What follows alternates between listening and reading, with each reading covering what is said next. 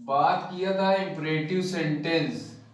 Imperative sentence की गहराई को, इम्परेटिव सेंटेंस का मतलब क्या होता है, जिसमें हमने दो चीज पे बात किया था। एक आदेश, आदेश किस प्रकार का होता है इसी पे हमने बात किया था,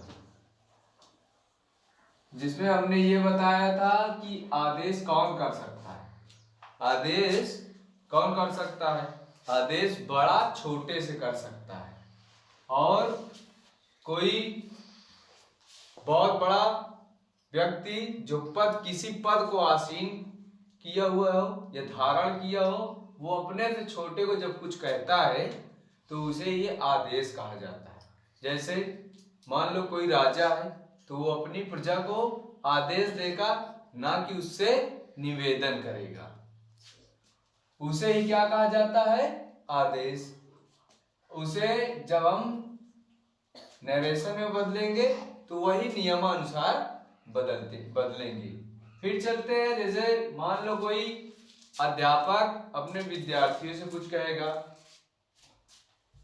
अध्यापक जब कक्षा में जाएगा तो वो विद्यार्थियों से क्या कहेगा? निवेदन करेगा या आदेश देगा? आदेश देगा। ठीक है, क्या करेगा?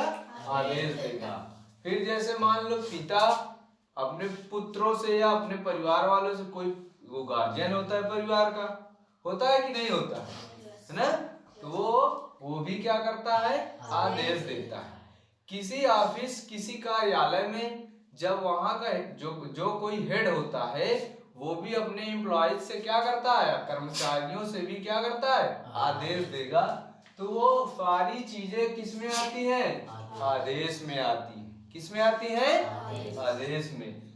आप चलते हैं, हम समझते हैं निवेदन क्या होता है।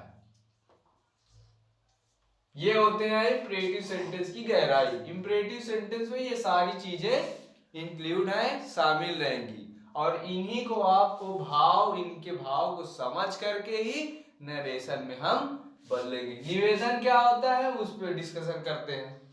जैसे आपको किसी चीज की जरूरत है और वो आपके पास है नहीं, आपके सामने कोई व्यक्ति खड़ा है और उसके पास है।